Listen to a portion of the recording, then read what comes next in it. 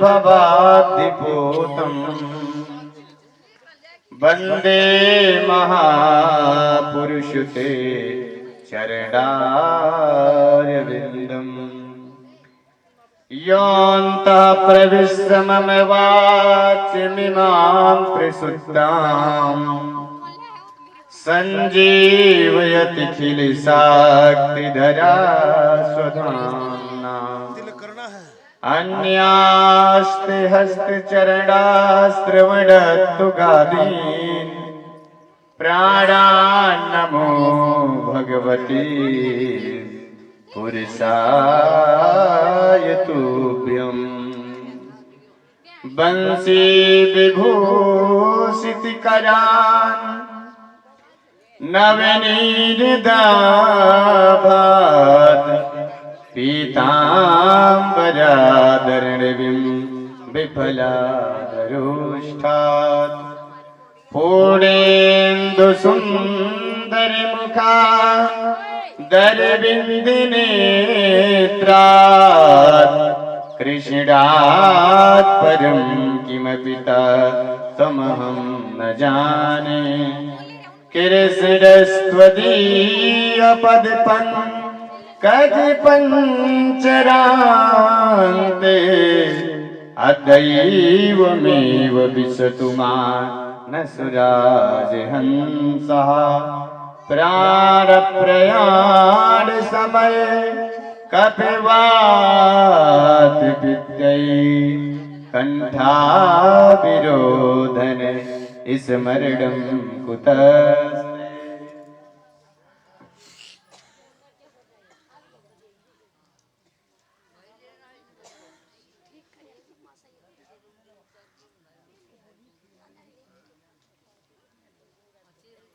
नारायणं नमस्कृत्यं नरं चैव नरोत्तमं देवीं सरस्वतीं व्यासं ततो जयमुदीरयेत्।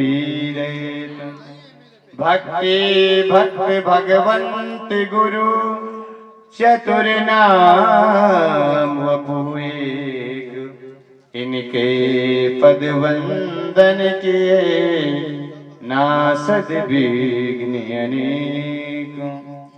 जय जय श्री राधा रमण जय जय नवल किशोर जय गोपी चित चोर प्रभु जय जय माखन चोर। परम मंगलमय परात्पर अखिलेश्वर कारण करुणा करुणालय भक्त वांछित कल्पतरु श्री तरुणित विनिंदित पीतांबरधारी श्री कृष्ण की वांगमयी प्रतिमूर्ति श्रीमद् भागवत महापुराण आज समस्त ग्रामवासियों के सहयोग से मातृशक्ति भाई बंधुओं कि सभी के सहयोग से धीराना धाम में हम सब लोग प्राचीन शिव मंदिर के प्रांगण पर हम सब लोग भागवत कथा चतुर्थ दिवस की हम कथा श्रवण करने जा रहे हैं। बहुत ही बड़भागी होते हैं जिन्हें श्रीमद् भागवत कथा सुनने के अवसर प्राप्त हो पाते हैं। इसलिए हम सब लोग हरिनाम संकीर्तन करते हुए फिर आज राम कृष्ण की कथा सुनेंगे। राम जन्मोत्सव कृष्ण जन्मोत्सव।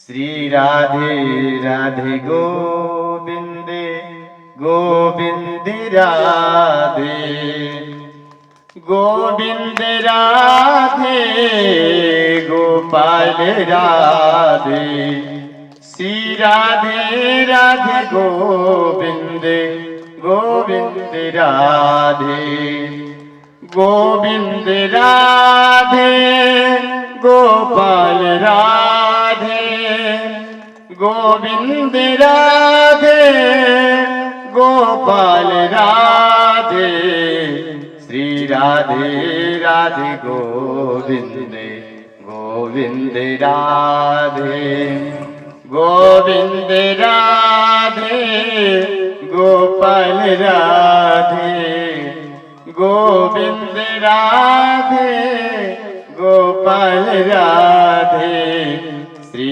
राधे राधे गोविंद गोविंद राधे श्री राधे राधे गोविंद गोविंद राधे। बोलो बाल कृष्ण लाल की जय। बोलो संत बलवंत हनुमान जी महाराज की जय। बोलो भागवत पुराण की जय। बोलो सुखदेव भगवान की जय। बोलो बांके बिहारी लाल की जय। जय जय श्री राधे नमः पार्वती पतये हर हर महादेव शंभो।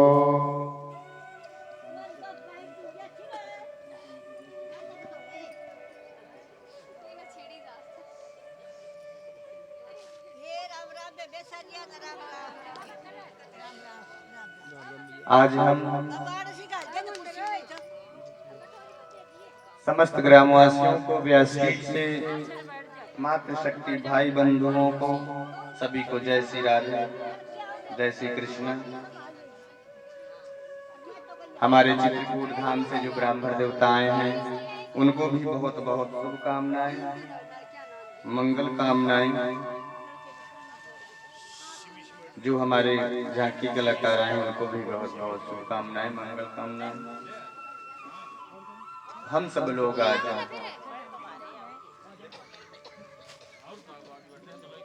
बड़े यशस्वी मनस्वी तेजस्वी राजा हैं। कल हम धूमधाम से वामन जन्मोत्सव मना रहे हैं।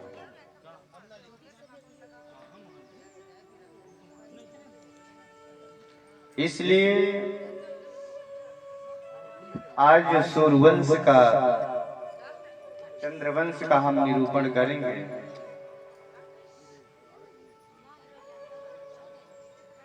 क्योंकि सूर्यवंश में बिना यज्ञ के किसी के पुत्र हुआ ही नहीं।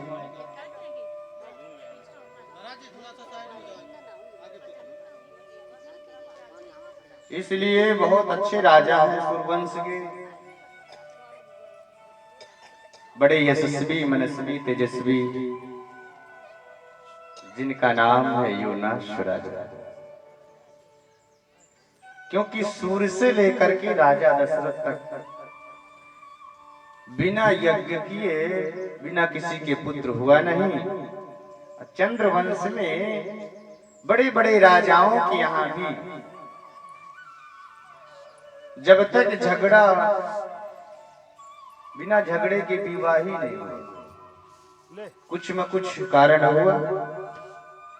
ऐसा कृष्ण भगवान कृष्ण का वंश। इसलिए हम सब लोग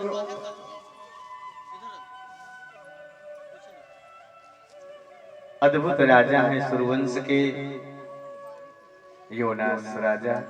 उनके भी कोई पुत्र नहीं हो रहा।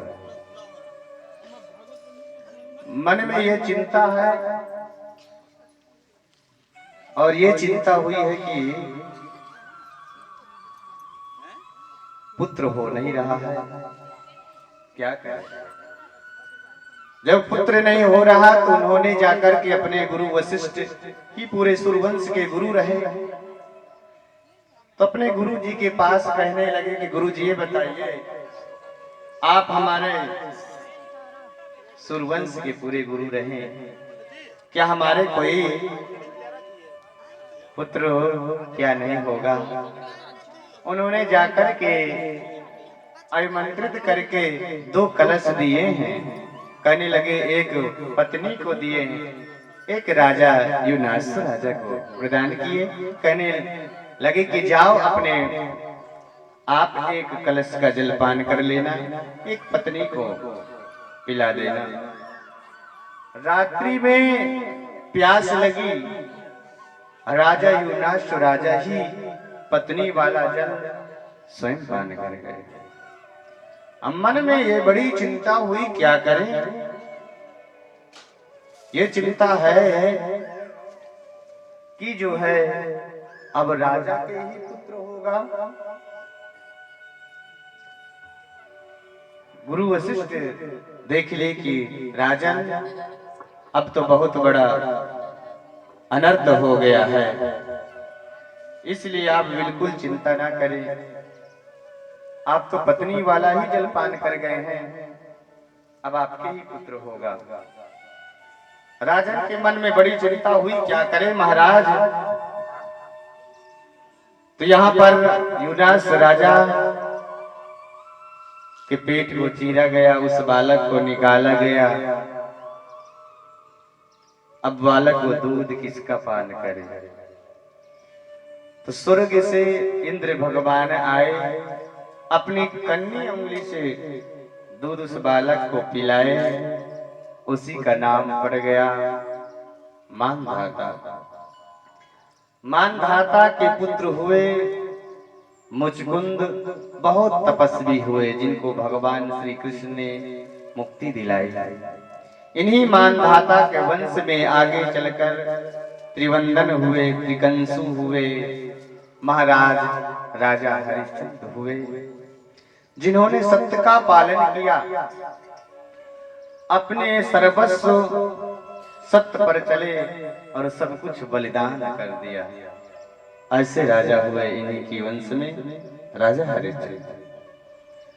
यहाँ पर इस वंश में आगे चलकर एक बड़े यशस्वी, मनस्वी, तेजस्वी राजा हुए हैं, जिनका नाम है बाहु। बाहुक राजा के भी पुत्र नहीं हो रहे। तो पहले कहने लगे, महाराज क्या करें, कोई उपाय बताइए। उन्होंने पुत्र काम जाकर के पुत्र कामेष्ट यज्ञ किया। मन में सोचने लगे, कहने लगे कि जाओ सुंदर पुत्र होंगे। चरु दे दिए उन्होंने, जाकर के बड़ी पत्नी को कहने लगी, जाओ खिला देना, पुत्र होगा। अब जाकर के जब अपने बड़ी पत्नी को खिलाए तो जितनी छोटी रानियां थी सब ईर्ष्या आ गई मन में। कहने लगी, देखो बड़ी रानी गर्भवती हो गई है, हमारे कोई पुत्र हुआ ही नहीं। इसलिए मन में जब ये भाव आए तो बड़ी रानी को सभी छोटी रानियों ने मिलकर के जहर दे दिया। वशिष्ठ जी ने दिव्य दृष्टि से देख लिए तो उस बालक को मरने नहीं दिए, क्योंकि गर्भ में ही वो जहर रखा रह गया, इसलिए गर्भ के सहित उत्पन्न हुआ, इसलिए नाम पड़ गया सगर। सगर भी धीरे धीरे बड़े हो गए, उनके भी दो विवाह हुए, जिनका नाम है केसरी सुमति। अब यहाँ जब उनके विवाह हो गए, आने वाले समय में सुमति के एक मास पिंड का जन्म लिया है। केसरी के पुत्र जो हुए हैं, जिनका नाम है असमंजस। यहाँ सुमति को आया क्रोध, उस मास पिंड के 60,000 टुकड़े कर दिए। जब 60,000 टुकड़े कर दिए तो अभिमंत्रित करके जब जल छींटे मार दिए तो सब पुत्र बन गए। अब 60,000 जब पुत्र बन गए, बड़ी मन में प्रसन्नता हुई। अब यहाँ सगर के पुत्रों ने भी 60,000 पुत्रों ने अश्वमेघ यज्ञ का प्रारंभ किया। जब यज्ञ अश्वमेघ का प्रारंभ कर दिए, उन्होंने जाकर के घोड़ा छोड़ा गया। जब अश्वमेघ का घोड़ा छोड़ा गया तो मन में, क्योंकि स्वर्ग का राजा इंद्र, मन में बड़ी चिंता हुई। जाकर के वो स्वर्ग के राजा इंद्र आए और उस घोड़े को जा करके वहां बांध दिए, कपिल मुनि के आश्रम पर जाकर के बांध दिए हैं। इस बात को लेकर के जब कहने लगे, प्यार से बोलो जय श्री राधे, जय श्री राधे, और जोर से बोलो। और जब यहाँ मन में ये हुआ, सगर के पुत्रों ने खोज करने लग गए। और जब खोज करने लग गए तो कहीं मिले ही नहीं। अब अश्वमेघ का घोड़ा मिल ही नहीं रहा। तो सगर के पुत्रों ने ही पृथ्वी को ही खोदना शुरू कर दिया। जब खोदना शुरू कर दिए, इतना पृथ्वी को खोदे कि जो है, पहले नाम था समुद्र, मगर यहाँ सागर के पुत्रों ने पृथ्वी को खोदा, नाम पड़ गया सागर। क्योंकि सागर के पुत्रों ने इस पृथ्वी को खोद कर सागर बना दिया। फिर भी अश्वमेघ का घोड़ा नहीं मिला। खोजते खोजते जाकर के कपिल मुनि के आश्रम में जाकर के आज सागर के पुत्र पहुंच गए। जब देखे कि हमारा अश्वमेघ का घोड़ा यहाँ बांधा हुआ है, कपिल मुनि को ही चोर समझकर मारने के लिए दौड़ पड़े। जब मारने के लिए दौड़ पड़े, कपिल मुनि के नेत्र खुलते ही 60,000 पुत्र सागर के सब जलकर भस्म हो गए। जब 60,000 जलकर भस्म हो गए, मन में बड़ी चिंता हुई कि अब इनको सदगति कैसे प्रदान हो, इनको मुक्ति कैसे मिले। एक दो नहीं 60,000 पुत्र हैं, सब जलकर भस्म हो गए। तिन्हीं के भाई आए हैं असमंजस, तो कहने लगे, बहुत प्रार्थना की है कपिल मुनि से, कहने लगे हमारे भाइयों को, हमारे पूर्वजों को कैसे सदगति मिलेगी, आप ही कुछ उद्धार बताइए महाराज, इनके कल्याण के लिए कुछ तो बताइए। कहने लगे, जो वामन भगवान के चरणों को धुल करके ब्रह्मलोक में ब्रह्मा जी अपने कमंडल में रख लिए, अगर वहां ब्रह्मलोक से गंगा जी आए, इनके राग के स्पर्श कर ले, जहां इनकी राग की ढेरी लगी हुई है, तो इन्हें सबको सदगति प्रदान हो जाएगी, इन्हें मुक्ति मिल जाएगी। अब गंगा जी कौन लाए? यहाँ असमंजस ने बहुत प्रार्थना की गंगा जी लाने के लिए, नहीं ला पाए। असमंजस के पुत्र हुए अंशुमान, उन्होंने भी बड़ी तपस्या की गंगा जी को लाने के लिए, फिर भी वो भी गंगा जी को नहीं लाए। अंशुमान के जो पुत्र हुए हैं, जिनका नाम है राजा दिलीप, उन्होंने भी उग्र तपस्या की, फिर भी गंगा जी को नहीं ला पाया। अब यहाँ जब जाकर के मन में सोचने लग गए कि तपस्या किए, जो दिलीप के पुत्र हुए भागीरथ, भागीरथ ने उग्र तपस्या की, तपस्या करके बड़ी तपस्या की, तो गंगा जी कहने लग गई, मेरी पृथ्वी कैसा, मेरा भार कैसे संभाल पाएगी, फट जाएगी, इसलिए जाओ, अगर शिव जी कह दें कि शिव जी की जटाओं में मैं आ जाऊं, तो फिर वहां से निकलूंगी तो शायद मेरा पृथ्वी भार सहन कर ले, इसलिए आप जाकर के प्रार्थना करिए शिव जी से। भागीरथ जी ने जाकर के शिव जी से आराधना किए, उन्होंने आने के लिए कहा। अब यहाँ जब वो आने के लिए कहने लगे, इतना गंगा जी को अभिमान हो गया है, मैं हो गया तो आने दो। अब गंगा जी, भागीरथ जी आगे आगे चल रहे हैं, कलकट निनाद करती हुई आई अब यहाँ पर शिव जटाओं में जाकर के उन्होंने क्या किए कि गंगा जी को ऐसे ऐसे कर लिए, तो भागी गंगा जी की चंचलता समाप्त हो गई। जब समाप्त हो गई, मन में सोचने लगे क्या करें अब। गंगा जी कहने लगी मैं ब्रह्मा जी के ही कमंडल में ठीक थी। इस बात को लेकर के आप मेरी चंचलता वहां समाप्त हो गई है प्रभु, आप कुछ करिए। तो कहने लगे आप तो बहुत कह रहे थे कि मेरी पृथ्वी कैसे भार सहन करेगी, आप तो मेरी जटाओं में घूमने लग जाओ, घूम रही है, वहां चंचलता भी समाप्त हो गई है।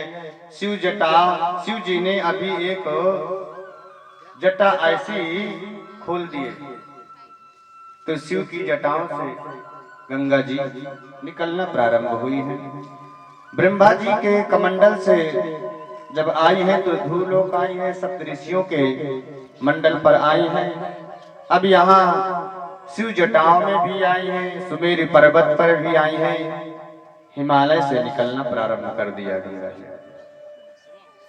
गंगे गंगे तियो ब्रूयात् योजनानपि सतैरपि मुच्यते सर्व पापेभ्यो विष्णुलोकं सगच्छति। गंगे गंगे तियो ब्रूयात् योजनानपि सतैरपि मुच्यते सर्व पापेभ्यो विष्णुलोकं सगच्छति।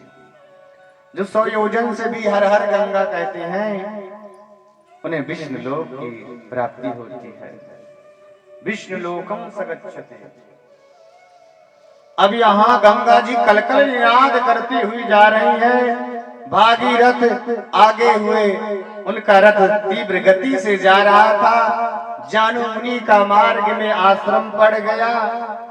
वो गंगा जी जा करके वहां उनके शिष्य यज्ञ भी कर रहे थे। जा करके गंगा जी की तीव्र गति से जानू मुनि का आश्रम बह गया। जानू मुनि को बड़ा क्रोध आ गया, बोले किसकी ऐसी दुस्साहस हो गई, ऐसा कौन है जो मेरे कुटिया को बहा दिया। जब ये बात को सुन करके सोचने लग गए। अब यहाँ तो एक ही श्वास में गंगा जी को जानू मुनि ने पी गए। अब भागीरथ पीछे से मुड़कर देखे तो गंगा जी तो आ ही नहीं रही थी। जब वापस गए जानू मुनि से जाकर के भागीरथी जी ने बहुत प्रार्थना की, याचना की। कहने लगे अगर गंगा जी नहीं आएंगी तो हमारे पूर्वजों को सदगति कैसे प्राप्त होगी। जानू मुनि को बड़ा क्रोध आया, कहने लगे बस मेरी कुटिया बहा दिया, एक ऋषि की प्यास नहीं बुझा सकी आप, एक श्वास में ही पी गए गंगा जी। जो बड़ी याचना किए, प्रार्थना किए। अब यहाँ मुंह से निकाले जानू मुनि गंगा जी को तो झूठी हो जाएंगे, इसलिए कोई कहते हैं कि कान से निकाले गंगा जी, कोई कहते हैं कि जंघा फाड़ कर निकाले गंगा जी। इसे नाम पड़ गया जाह्नवी। ये गंगा जी का नाम है जाह्नवी, विष्णु के चरणों से निकली है, इसलिए विष्णुपदी भी नाम पड़ गया। शिव जटाओं से आई है, इसलिए शिव शंकरी भी नाम पड़ गया। अब यहाँ गंगा जी कलकल निनाद करती हुई है। धीरे धीरे गंगा जी आज आ रहे हैं। वहां जहां ढेरी लगी हुई रात का, जहां 60,000 सगर के पुत्र जलकर भस्म हो गए हैं, कलकल निनाद करती हुई जा रही है। भागीरथी के भी मन में बड़ी प्रसन्नता हुई कि मेरे पूर्वजों को सदगति प्रदान हो गई। ऐसे इन्हीं की वंश में आगे बहुत अद्भुत महापराक्रमी राजा हुए हैं। खड़वांग दीर्घ बाहुश्य खड़वांग हुए, दीर्घ बाहु हुए। फिर रघु की कीर्ति बहुत सुंदर फैली है। सूर्यवंश रघुवंश के नाम से प्रसिद्ध हो गया रघुवंश। रघुवंश के राजा बहुत अच्छे हुए हैं, बड़े यशस्वी, मनस्वी, तेजस्वी, जिनका नाम है राजा दशरथ। राजा दशरथ बड़े अद्भुत राजा हैं। ऐसे राजा हैं जिनका अवाधिगत से दसों दिशाओं में रथ चलता है। अद्भुत राजा। अब यहाँ राजा के मन में, अयोध्या के राजा हैं, जहां अवाधिगत से रथ चले। अयोध्या उसे बोलते जहां का युद्ध न हुआ हो। अवध उसे बोलते हैं जहां कितना भी कहते हैं कुत्ते की भी बात बड़ी गौर से सुना जाए, उसे अवध कहते हैं। वहां छोटे से छोटे, बड़े से बड़े लोग को जो निर्णय मिले, उनकी भी बात मानी जाए, उसे अवध कहते हैं। आज यहां इतनी मन में अयोध्या के राजा हैं, चक्रवर्ती राजा हैं, दसों दिशाओं में राज है, 3 पत्नियां भी हैं, कौशल्या, कैकेयी, सुमित्रा। वहां इतनी बड़ी अद्भुत जाकर के मन में ये प्रसन्नता है, ये खुशियां हैं। मगर यहाँ कहने लगे प्रभु, इस बात को लेकर के प्यार से बोलो जय श्री राम। जब मन में इतनी बड़ी, अब यहाँ एक गिलानी भी है कि सब कुछ इतने चक्रवर्ती राजा हैं, यहाँ कोई पुत्र नहीं है। राजा दशरथ कहने लगे यहाँ सब कुछ है मगर यहाँ पुत्र है ही नहीं। आज मन में इतनी बड़ी चिंता हुई, क्या मैं इस रघुवंश का अंतिम राजा कहाऊंगा? इस बात को सोचने लग गए। आज ये बड़ी गिलानी है राजा दशरथ जी के मन में। कह रहे हैं, आज अपने गुरु जी के पास पहुंचे हैं, वशिष्ठ जी के पास। कहने लगे, आप हमारे गुरु जी हैं, आप ये बताइए क्या मैं इस अयोध्या का राजा, अंतिम राजा कहाऊंगा? क्या मेरे वंश में कोई आगे इस राज्य को कोई चलाने वाला भी नहीं होगा? क्या कोई तर्पण देने वाला भी नहीं बचेगा? इतना सुंदर, जिसको इतने बड़े राजा हैं कि देवताओं भी अपने सहयोग के लिए राजा दशरथ को बुलाते थे। ऐसे राजा हैं। देवासुर संग्राम में राजा दशरथ जी को बुलाया गया।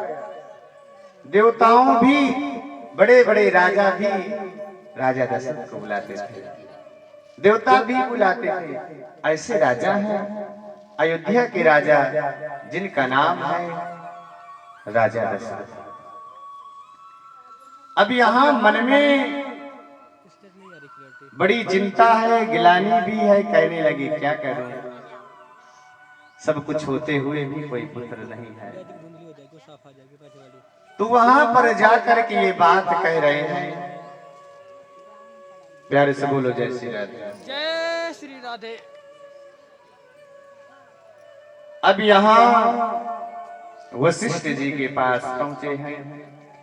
वशिष्ठ जी ने कहने लगे, आप पुत्र कामेष्ट यज्ञ कराइए। पुत्र कामेष्ट यज्ञ करके आपको सुंदर पुत्र होंगे, आप क्यों चिंता कर रहे हैं? एक नहीं, 2 नहीं, 4 पुत्र होंगे। कहने लगे, महाराज आप ही यज्ञ प्रारंभ करिए। ये भी बात कह रहे थे कि आप जैसे कल्प वृक्ष के नीचे कभी दरिद्रता नहीं देखनी पड़ती, मगर आज स्वयं इस वंश में हमारे कोई पुत्र नहीं हो रहा। वशिष्ठ जी कहने लगे आप श्रृंगी ऋषि को बुलाइए, उनसे यज्ञ कराइए, आपके 4 पुत्र होंगे। हाथी घोड़े मंत्रियों को सजवाए हुए हैं। इस बात को लेकर के उन्होंने वशिष्ठ जी कहने लगे किसी ऋषि के पास जाना हो, किसी संत के पास जाना है तो सिर्फ तलवार हाथी घोड़े सब इन चीजों की क्या जरूरत है। आप पैदल जाइए, अकेले ही जाइए, उनसे जाकर के प्रार्थना करिए, याचना करिए कि हे प्रभु अपनी मन की बात रखिए कि हमारे कोई पुत्र नहीं है, और उनसे आप जाकर के कहिए कि चलिए हमारे यहाँ पुत्र का मेष्ट यज्ञ करिए। अब यहाँ पर श्रृंगी ऋषि आ रहे हैं, अद्भुत यज्ञ प्रारंभ कर दिए। स्वयं वशिष्ठ जी भी हैं साथ में। यज्ञ प्रारंभ हो चुका है। यज्ञ प्रारंभ होते ही तीनों रानियों को वशिष्ठ जी ने चर दिए हैं। कौशल्या को, कैकेयी को, सुमित्रा को। इस बात को लेकर के जब यज्ञ दिए, जाकर के चरु दिए हुए हैं। अब जाकर के मैया कौशल्या भी, कैकेयी भी, सुमित्रा भी। एक पक्षी आया, उस पक्षी चील यद्य बोलते हैं और कुछ भी बोलते होंगे, मगर वो पक्षी आकर के उस सुमित्रा के चर को लेकर अनंत आकाश में लेकर के चला गया। केसरा राम पर्वत पर जाकर के बैठ गया वो पक्षी। अब यहाँ कहने लगी मेरा तो चरु पक्षी ले गया। इस बात को लेकर के कहने लगी कौशल्या मैया, कहने लगी कि मैंने भी अभी चरु नहीं खाई बहना। कैकेयी कहने लगी बहन मैंने भी नहीं खाई, हमसे आप आधा आधा चरु हमसे आपने ले लिया। दोनों ने जाकर के आधा आधा चरु सुमित्रा को दिया। अब यहाँ पर जो पक्षी को कुछ बोलने की उबासी आई, कुछ इच्छा हुई, वहां अंजनी बैठी थी, उनकी गोद में जाकर वो चरु गिरा। उसे शिव प्रसाद समझकर अंजनी ने उस प्रसाद को खा लिया। तो यहाँ कहते हैं शंकर सुवन केसरी नंदन पवन तनय, हनुमान जी के 3 पिता। तो यहाँ पर इसलिए शंकर सुवन हो गए क्योंकि अंजनी ने शिव प्रसाद समझ करके ये चरु खा लिया। तो शंकर सुवन हो गए। और केसरी के पुत्र तो है ही है। अब पवन तनय, पवन ने हनुमान जी को पाला है। इसलिए यद्यपि देवकी के पुत्र हैं भगवान श्री कृष्ण, मगर जितना महत्व मैया यशोदा का, क्योंकि देवकी का 20 है मगर यहाँ 21 है मैया यशोदा का, क्योंकि पालने वाले का ज्यादा महत्व हो जाता है, इसलिए वो पवन तनय।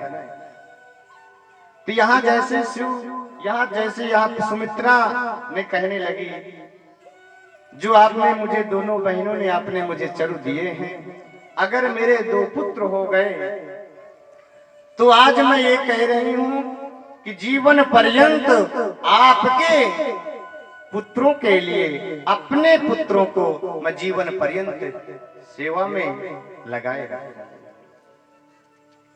इसलिए राम के हमेशा साथ लक्ष्मण रहे, भरत जी के साथ हमेशा शत्रुघ्न रहे।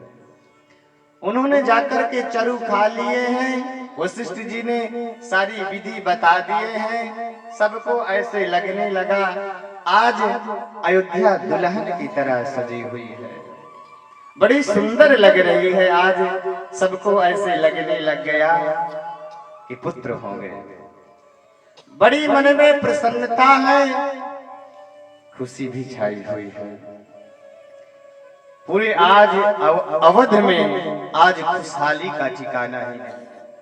इतनी खुशी छाई है आज, इतनी मन में राजा दशरथ के भी मन में प्रसन्नता है। नवमी तिथि मधु मास पुनीता, शुक्ल पक्ष अभिजित हरि प्रीता। नवमी तिथि है, मधुमास पुनीता है, न ज्यादा गर्मी है न ज्यादा सर्दी है। अभिजित मुहूर्त है, शुक्ल पक्ष है, चैत्र मास है। अद्भुत ठीक दिन के 12 बजे भगवान राघवेंद्र का प्राकट्य हो रहा है। बोलो राजा रामचंद्र भगवान की जय। अब यहाँ भगवान प्रकट हुए हैं। सशंख चक्रम सकरीट कुंडलम, सपीत वस्त्रम सरुसेरुहेक्षणम, सहार वक्षस्थल कौस्तुभाश्रियम, नमामि विष्णुं शिरसा चतुर्भुजम।